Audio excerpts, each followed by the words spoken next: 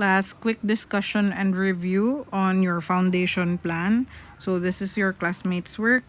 Let's review first on the checklist. So you should show your property line.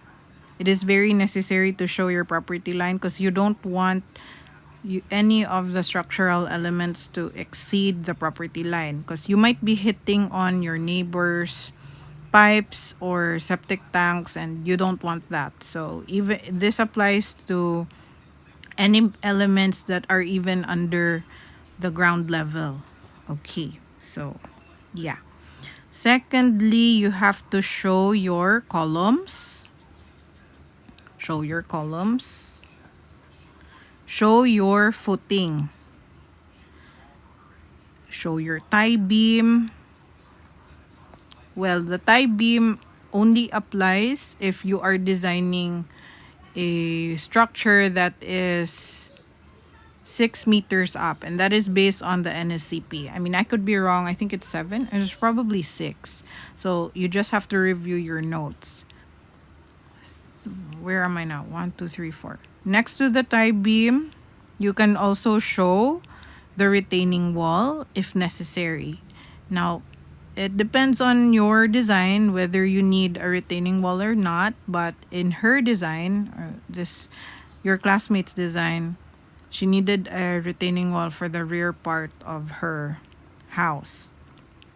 You can also show the CHB walls if necessary, because some part of it does go underground, and I will show a drawing of that later. So that's this part. This is, I think, her powder room area or the bathroom part. And then because you have a CHB wall, you are going to need a wall footing for that, which is the broken lines here. I will show you other drawings that show this type of illustration clearly, but for now let's focus on this drawing.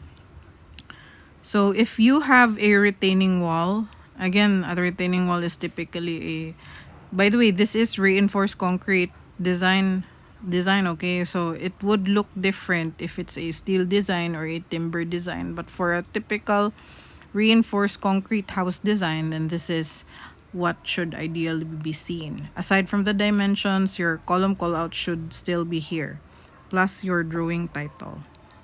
Okay, so if you have a retaining wall, your foundation should appear as this. It may be 2/3 of the full column size. It can also be the full column size. Okay, so it just depends on the civil engineer whether he prefers to use a full column or 2/3. Some would do half, but ideally it's 2/3 or full column size. You call this a cantilever footing since in principle it is a cantilever design. So yeah, now let's go over the labeling, since this is the most typical question, no, among your classmates. So you start first with naming your columns. So in this case, let's just follow what she has named her columns. So for this, so on and so forth, they all have a, if I'm not mistaken, all her columns are 300 by 300 mm. You have a schedule for that. You can also call it out. Where is it? Oh, she actually has her call outs here. So the columns up front are smaller compared to the columns for the main columns. Yeah, here it is. So there's a call out for the column. Now we will call these C1. So these are all C1 columns. You can draw them. I mean, you can write the label outside of the footing or near the column. It's up to you. So these are all C1, C1, C1. Okay, so on and so forth. This is C1 as well. This now would be C2 because it is small. C2, C2. That's it. Now, next, you need to name your footing. So same with your columns. For any change in shape and size, you have to name it differently. So there are more foundation variations compared to the footing. I mean, compared to the column. So in this case, let's start here. This would be F1. Let's look for all the F1s first. Let me change the color. This would be F1, F1, F1, F1. So by the way, the smaller columns are supporting, I think, only up to the second floor. So not 2 levels. So that's why the student has decided to use smaller columns and foundations. Now in this case, this is a smaller footing. So you can call this F2. F2. Now, this has the same size, this column. No, this footing rather, has the same size with the F1, right? So instead, you can call this CF2 or cantilever footing 2. So this would now be C1 CF2. Or you can just call it F3. So F3, F3. You need your IDs for the scheduling later. And then for this is gonna be F4 because it is smaller than F3. Do you get it? Next thing we need to do is to do our tie beams. Now your tie beams tie down your columns so they don't wobble, and you ideally need that if the height goes too high or if the soil requires it, right? So you just need to tie down your column. So this is now your tie beam. Now how do you name your beams, or how do you label them? It typically depends on the span. So let me change the color. So for the tie beam, okay, let's undo. Let's not color it first.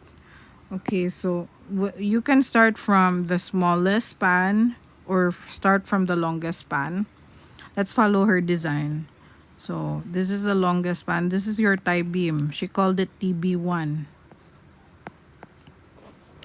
Okay, so makita man here, that's TB1, TB1. Okay, next to that, you'd have TB2, TB2, etc., etc. And then obviously you need tie beams on this side as well. So if you have similar span lengths, then you can have the same ID for that. So this would be TB1, TB1, TB1, tie beam 1. This could be tie beam 2, tie beam 2, tie beam 2, tie beam 2. This could be tie beam 3, tie beam 3, tie beam 3. And this could be tie beam 4, tie beam 4, tie beam 4, tie beam 4, whatever. Okay? Now, let's take a look at the retaining wall. Why does she need a retaining wall? If you plan to have a compacted fill here, meaning you don't want the earth fill to like slide down to this part of your property, then you have to cage it in, right? You have to somehow put a fence on it. So that's the purpose of the retaining wall. A retaining wall, by the way, just a review, it is a load, no, I wouldn't say load bearing wall because that's a shear wall, but the main purpose of a retaining wall is to hold the soil in. So typically this would be completely filled rather. So you have your rebars and then the concrete mixture is filled in. Okay, so it's kind of like how your columns are made, right?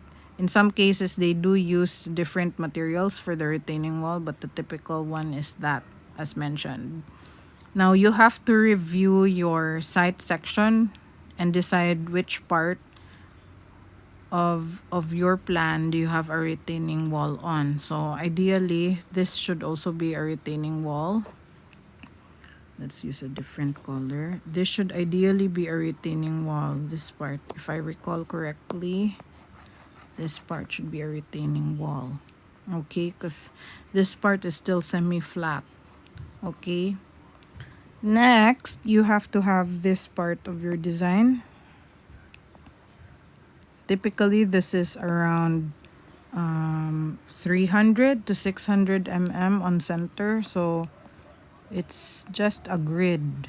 Okay, so okay, let's read her specs. 100 mm thick slab on fill. So as discussed, your typical slab thickness is around 100 to 200 mm thick. On fill means it's on an earth fill with 10 mm diameter rebars at 600 mm on center both ways. So the spacing could be, yes, 600, but the typical spacing is around 300 to 600. So again, the specifications for your rebars depends on your engineer's design. So that's it for, oh wait a minute, I forgot. Done. So let me check. Okay, so this illustration is a typical layout. So let's review. So you have your footing. Now above your footing is your column. So this is your column, this is your column. And then what's tying the columns together is your tie beam. Tie beam, tie beam. By the way, if you're confused, this is the plan. This is the elevation.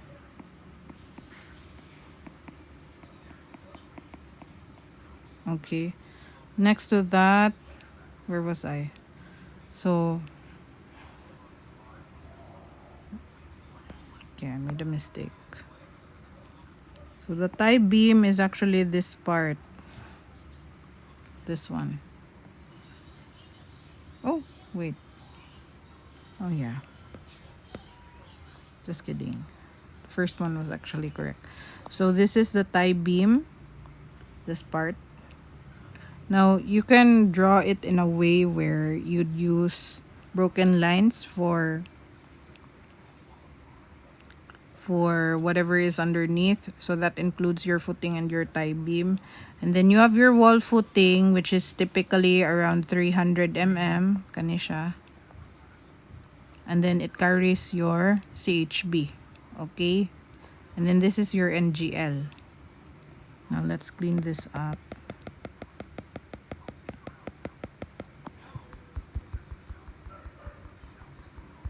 So again, let's review. Your plan should show the column, the footing, and then the tie beam. Now, if it gets too confusing, like if you have to choose whether you'd show the wall footing or the tie beam, show your tie beams. Because anyway, as long as you have CHB walls, you automatically have a wall footing on the ground, especially if it is on the ground floor. Okay, so but you have to emphasize the locations of your tie beams because it is a more important structural component. Okay, so you just analyze this figure and then you plan ahead.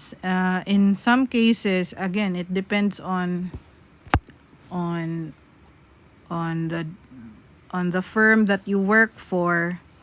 So most of them would have solid footings, since solid line for the footing, solid line for the tie beams. That is also a very typical representation. So let's go over some of the drawings. Okay, so here's one. In this foundation plan, there are no tie beams. So let's review.